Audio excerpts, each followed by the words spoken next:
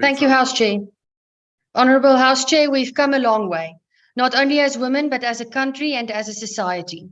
We've come from a place where it was once unclear if a woman can be included in the definition of a person in order to be registered to do her articles and ultimately be admitted as an attorney, to where we're celebrating 100 years of women in the legal profession this year, where we as women, who once were considered second-class citizens, some of us even having been considered perpetual minors, are able to stand up and be counted in the courts of law, the boardrooms and the legislatures of this country.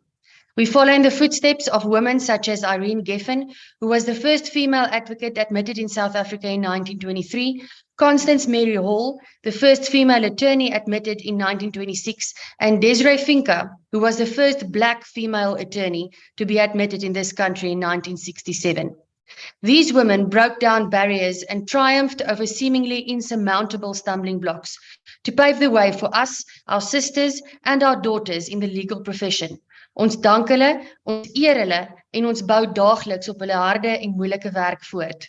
Maar agbare voorsitter, die stryd is egter nog lank nie gewonne nie.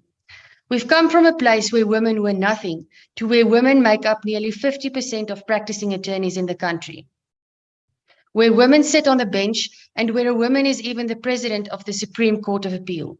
Yes, there are fee and brief disparities. Yes, discrimination, barriers and stumbling blocks such as sexual harassment and the ever-present boys' club establishment hamper equal participation in the legal profession.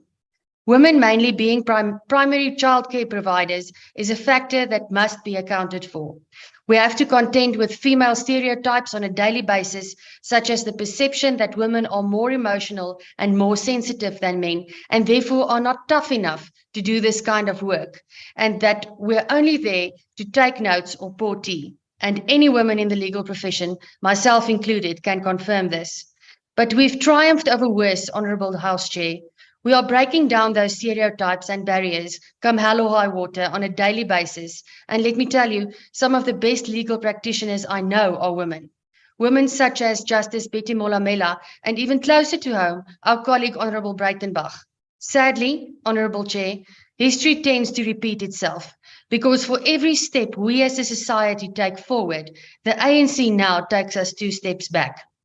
100 years ago, the judiciary did not only discriminate against women, it also legitimized the racial political order of the day, much as the government is doing now. We as a society has literally pulled ourselves up by our bootstraps to break the ties of gender and racial discrimination, to strive and work toward an equal society where one day equal opportunities will lead to merit-based outcomes. Yet the ANC insists on taking us back to a place where the color of all South African skin, like a pencil test, will determine our success in the workplace. You're taking us back to a place like 100 years ago, where discrimination is law, where people are not seen as people, but as a number, a percentage, as nothing more than a quota. The Women Legal Practitioners Act from 1923 succinctly states that women shall be entitled to be admitted to practice and to be enrolled as advocates, attorneys, notaries public or conveyancers, subject to the same terms and conditions as apply to men. And any law in force regulating the admission or enrollment of persons as advocates, attorneys, notaries public or conveyancers shall henceforth be interpreted accordingly.